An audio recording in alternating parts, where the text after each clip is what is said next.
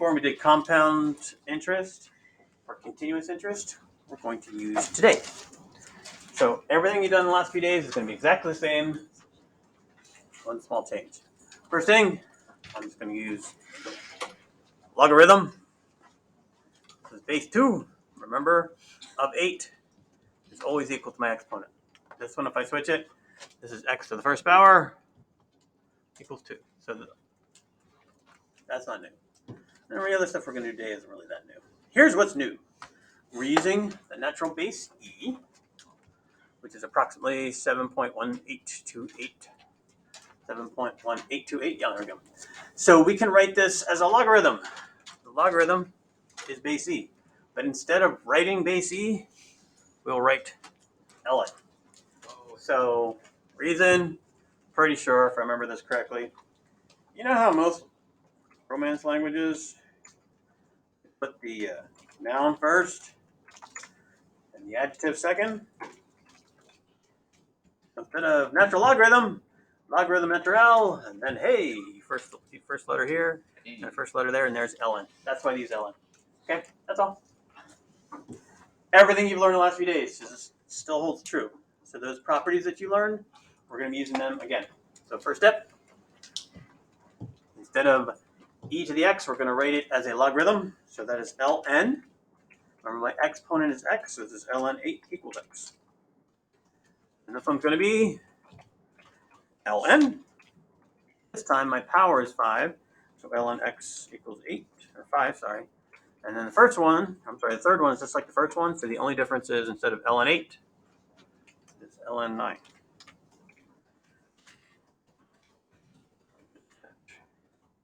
Oh, that's from my chair. Okay. Now we're changing from logarithmic to exponential. So start with the base e. How do I know it's e? Because it's ln. So e to the power of 0.7741 is approximately equal to, so I'll use my double squigglies. Was it x? Yep. There it is. This one, e to the power of x. The logarithm is equal to the exponent. Come on now. There we go. E x equals 10. And the last one is like the first one. E to the power of 2.1438 is approximately equal to x. Okay? Nothing's changed. The only thing that's changed is we have this new base. That's it. That's it.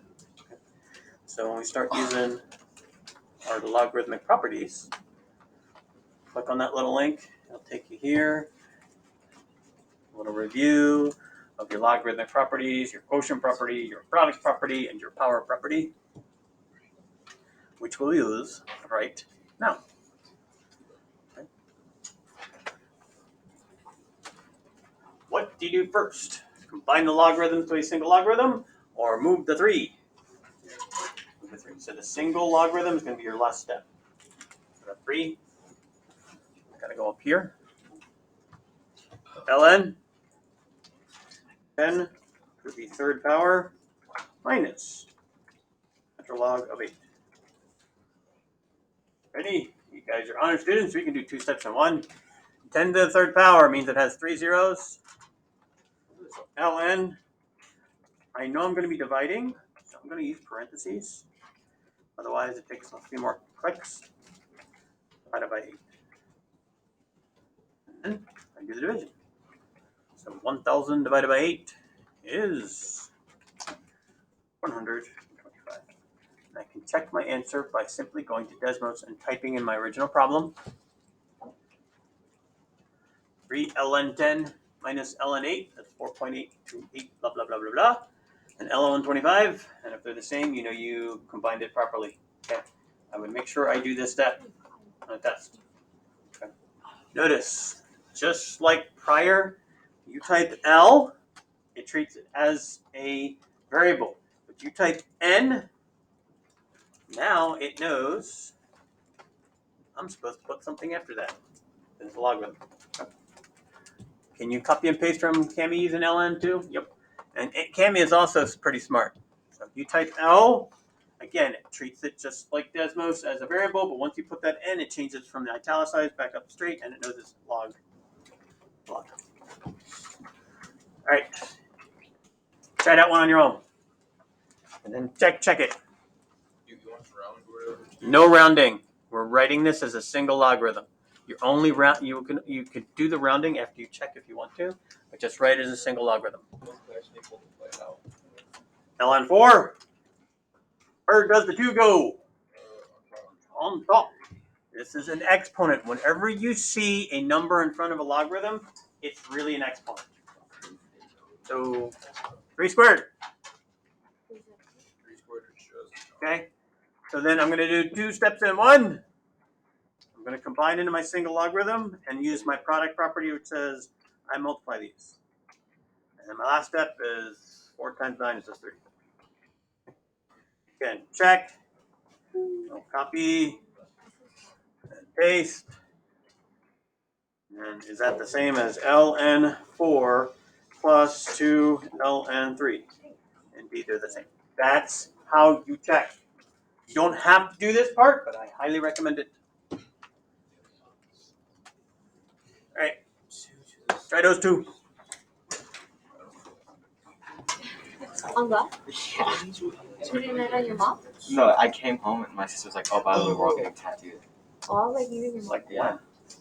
I'm getting a tattoo right here on my mom. What is it? She's like, my mom's getting a tattoo on her wrist that says 2001-35, and then I'm getting 1975 tattooed right here.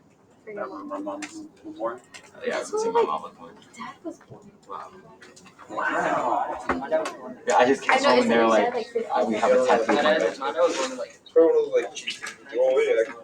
Yeah, I see. Yeah, his dad was like around 50. I remember. Okay, ln 4 squared. Product property or quotient property? Minus sign. Quotient, so I mean a division problem.